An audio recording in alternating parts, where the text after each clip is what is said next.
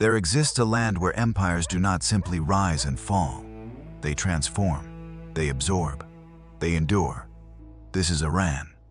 Not merely a nation, but a civilization that learned the most profound secret of survival: how to lose every battle and still win eternity. For 5,000 years, conquerors have descended upon this plateau with fire and sword, certain of their triumph.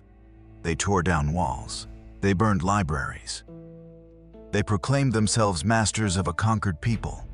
And then, generation by generation, something extraordinary occurred. The conquerors' children began to speak Farsi.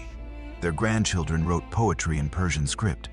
Their courts adopted Persian ceremony, Persian art, Persian thought. The sword had won, but the soul had conquered the sword. This is the story of how a people transformed defeat into immortality. How they digested every empire that sought to devour them. How they remain, after 5 millennia, utterly and defiantly themselves. 5,000 years ago, on the windswept Iranian plateau, a revolution of the spirit began. Among the tribes moving between the Zagros Mountains and the Great Salt Deserts, a prophet named Zarathustra looked upon the world and saw not random chaos, but cosmic purpose. He perceived existence itself as a battleground between two primordial forces: Ahura Mazda, the Lord of Wisdom, embodied truth, light, and the creative order of the universe. Against him stood Ahriman, the destructive spirit, the father of lies and darkness. This was not mere mythology. This was the first ideology in human history to declare that time moves forward, that existence has meaning, that every human choice matters in an eternal struggle between good and evil. The Zoroastrian fire temples that rose across the plateau were not simply places of worship. They were declarations of cosmic purpose. The sacred flame, never permitted to die, represented the light of wisdom that must be tended against the encroaching darkness. For the Iranian people, this belief became the architecture of their soul. Existence was not cyclical and meaningless. It was linear and sacred. Every generation fought the same war their ancestors had fought. The war of order against chaos, of civilization against barbarism, of truth against the lie. This spiritual framework would prove more durable than any fortress. When foreign armies came, they could shatter stone and scatter armies, but they could not defeat an idea woven into the very identity of a people. The cosmic duel would continue, and Iran would always choose the light. In the 6th century before the Common Era, a Persian king accomplished something unprecedented in human history. Cyrus the Great did not merely conquer an empire. He invented a new kind of empire altogether. When his armies entered Babylon in 539 BCE, the people did not flee in terror. They welcomed him. For Cyrus understood what no conqueror before him had grasped, that true power lies not in destruction, but in order. He freed the Jews from their Babylonian captivity. He respected local gods and local customs. He declared that conquered peoples could worship as they chose, live as they chose, be governed by their own laws under Persian protection. The cylinder bearing his decrees became the first charter of human rights in recorded history. His empire stretched from the Aegean Sea to the Indus River, from the steppes of Central Asia to the cataracts of the Nile. And it was held together not by terror, but by tolerance. Yet the same king who showed such wisdom met his end in the wilderness of Central Asia, fighting the Massachete nomads. According to the ancient accounts, Queen Tamaris plunged his severed head into a bag filled with blood, declaring that at last, this man who had thirsted for conquest would drink his fill.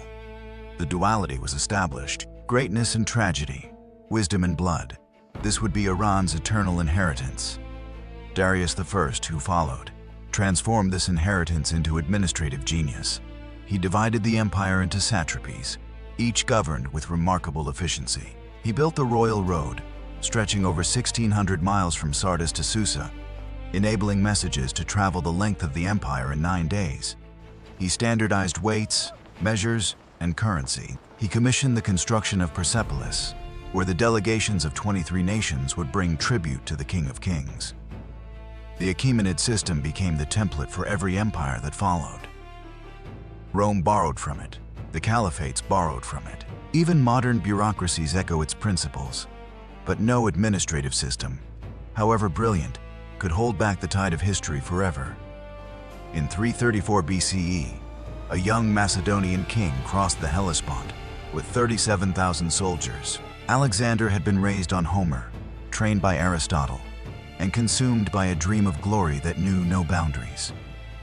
Within 4 years, the Achaemenid Empire lay in ruins. Persepolis burned. The last Persian king, Darius III, was murdered by his own men as he fled eastward. To the Greeks, this was the triumph of Western civilization over Eastern barbarism. History would remember it as the conquest of Persia, but history would be wrong. Watch what happens next. Alexander the Conqueror begins to change. He adopts Persian royal dress. He performs the proskynesis, the Persian royal greeting that scandalized his Macedonian generals. He marries Roxana, a Persian princess, and encourages his officers to take Persian wives. He begins to speak of fusion, of a world empire that would blend Greek and Persian cultures into something new. When Alexander died in Babylon at 32, his generals fought over his corpse. But the Persians remained. The Seleucid Greeks who inherited the Eastern Empire found themselves governing a civilization far more ancient and sophisticated than their own. Within generations, they were speaking Aramaic and Persian, adopting Persian administrative methods, worshipping Persian gods alongside their own. They had won the war. Iran had won the peace. This pattern would repeat with devastating consistency. The Parthians, fierce horsemen from the northeastern steppes, overthrew the Greeks. But they called themselves Philhellenes, lovers of Greek culture, even as they ruled in Persian fashion. The Romans came, the most organized military force the ancient world had ever seen. Their legions pushed east, dreaming of matching Alexander's conquests. They never did. For 4 centuries, Rome and Parthia, then Rome and the Sassanid Persians, fought along the Euphrates. Neither could destroy the other, and when Rome finally fell, it was the Sassanid Empire that stood triumphant. The last great pre-Islamic Persian dynasty, guardians of Zoroastrian civilization. In the 7th century of the Common Era, the most devastating conquest yet descended upon Iran. The Arab armies, united by the revolutionary faith of Islam, swept out of the Arabian Peninsula with a ferocity that stunned the ancient world.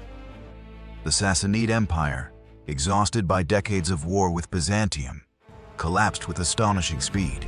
At the Battle of Al-Qadisiyah in 636, and again at Nahavand in 642, Persian armies were destroyed. The last Sassanid king fled eastward, murdered by a miller for his jeweled crown. The fire temples were extinguished. The Zoroastrian priesthood was shattered. Iran was absorbed into the Islamic Caliphate. For any other civilization, this would have been the end. Egypt had been conquered by the Arabs and became Arab. North Africa had been conquered and became Arab. The ancient cultures of Mesopotamia vanished beneath the wave of Arabization. Iran was supposed to disappear as well. It did not. Something extraordinary occurred. The Iranians accepted Islam, but they refused to surrender their identity. They converted to the faith of the Prophet, but they did not abandon the language of Ferdowsi. While other conquered peoples adopted Arabic as their tongue, the Persians clung to Farsi with a tenacity that baffled their conquerors. And then they began to transform Islam itself. Within 2 centuries, the Abbasid Caliphate that had conquered Iran was utterly dependent upon Persian administrators, Persian scholars, Persian culture. The Barmakid family, Persian converts to Islam, became the power behind the throne of Harun al-Rashid. The greatest minds of the Islamic Golden Age, the physicians, the mathematicians, the astronomers, the philosophers, were overwhelmingly Persian. Ibn Sina, known to the West as Avicenna, whose medical texts would be studied in European universities for 5 centuries. Al-Khwarizmi, whose name gave us the word algorithm. Omar Khayyam, whose poetry would enchant the world. Rumi, whose mystical verses would become the best-selling poetry in America a millennium after his death. They wrote in Arabic when they wrote for the Caliphate, but they dreamed in Persian. They loved in Persian. They shaped the soul of Islamic civilization in the image of their own ancient culture. The Arabs had brought the faith. The Persians would give it beauty. In 1219, a new conqueror appeared on the eastern horizon. Genghis Khan, commanding the greatest military force in human history, turned his attention to the Islamic world. What followed was annihilation on a scale the medieval world had never witnessed. The great cities of eastern Iran, Merv, Nishapur, Herat, were not merely conquered. They were erased. At Merv alone, according to the chroniclers, 700,000 people were put to the sword. The irrigation systems that had sustained civilization for millennia were deliberately destroyed. The population of the Iranian plateau may have fallen by 90% in some regions. Travelers passing through decades later described landscapes of bleached bones and abandoned cities. The Mongols did not come to rule. They came to destroy. And yet, watch what happens. The grandsons of Genghis Khan began to change. The Ilkhanate, the Mongol state that ruled Iran, gradually transformed. Ghazan Khan converted to Islam in 1295. His successors became patrons of Persian poetry, Persian architecture, Persian painting. The miniature traditions that would define Persian art for centuries emerged from Mongol workshops. The great astronomical observatory at Maracay was built by Mongol patronage. The conquerors had destroyed a civilization, but within 3 generations, they were desperately trying to rebuild it because they had discovered they could not rule without Persian culture, Persian administrators, Persian wisdom. The pattern held. The most brutal conquest in Iranian history ended with the Mongols becoming Persianized. The culture that could be burned could not be killed. Understand, now the mechanism of Iran's immortality. It was not political. It was not military. It was linguistic. It was aesthetic. While empires rose and fell, while foreign dynasties came and went, the Persian language remained. Farsi, this instrument of impossible beauty, became the carrier wave of Iranian civilization. It spread far beyond Iran's borders, becoming the language of culture, of poetry, of sophistication from Constantinople to Delhi. The Mughal emperors of India, Turkish in origin, conducted their court in Persian. The Ottoman sultans studied Persian poetry as the pinnacle of artistic achievement. Central Asian Khans competed to attract Persian-speaking scholars and artists. Why? Because Farsi had become synonymous with civilization itself.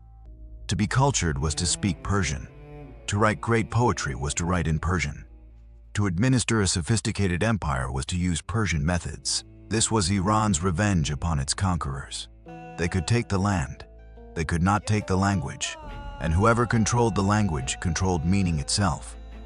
Consider the Shahnameh, the Book of Kings, composed by Ferdowsi over 3 decades around the turn of the first millennium. 60,000 couplets telling the mythological and historical story of Iran from the creation of the world to the Arab conquest. Ferdowsi deliberately purged Arabic vocabulary, writing in pure Persian to preserve his language from dilution. The poem became the national epic, memorized by school children, recited at royal courts, the eternal reservoir of Iranian identity. When everything else was lost, the Shahnameh remained. And within its verses, Iran could never die. 1935, a modernizing nation stands at the crossroads of history. Reza Shah Pahlavi, the Iranian monarch who had seized power a decade earlier, issues a decree that would reverberate through the chancelleries of the world. Henceforth, the nation known to foreigners as Persia demands to be called by its true name, the land of the Aryans.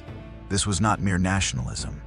This was an assertion of identity 5,000 years in the making.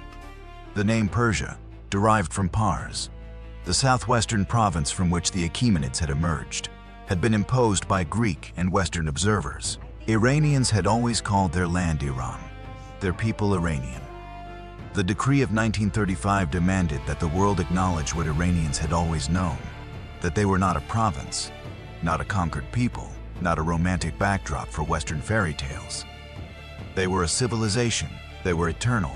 Reza Shah's modernization was brutal, sometimes destructive, often autocratic, but it emerged from a genuine understanding of Iran's predicament in the modern world. A nation possessing one of humanity's oldest continuous cultures, struggling to maintain sovereignty in an age of empires. Caught between British interests to the south and Soviet ambitions to the north, the 20th century would bring revolution, war, and transformation. The monarchy would fall. The Islamic Republic would rise. The relationship with the West would oscillate between alliance and enmity.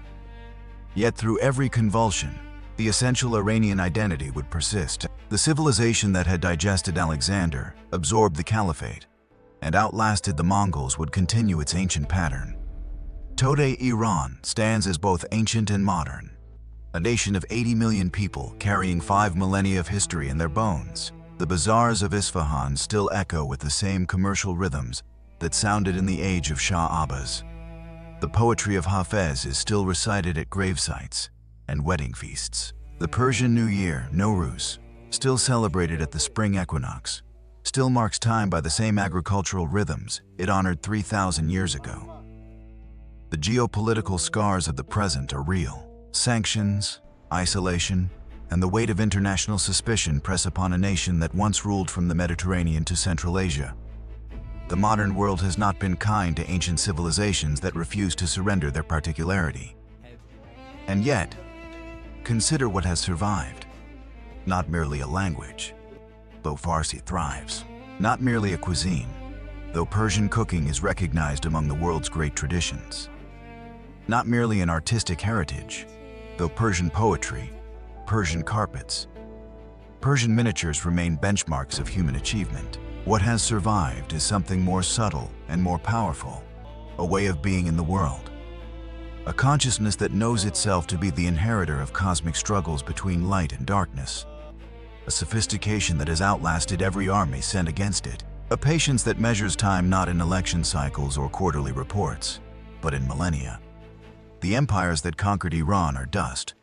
Alexander's Macedonia is a province of another nation. Rome is a memory haunted by tourists. The Mongol Ilkhanate is a footnote in academic texts. The British Empire, which once presumed to draw Iran's borders and choose its monarchs, has retreated to its North Atlantic islands. Iran remains scarred, proud, difficult, magnificent. The immortal empire that taught the world a secret. The world refuses to learn that true power lies not in the sword, but in the song. That civilizations are not preserved by walls, but by words. That to be conquered is not to be destroyed, so long as you remember who you are.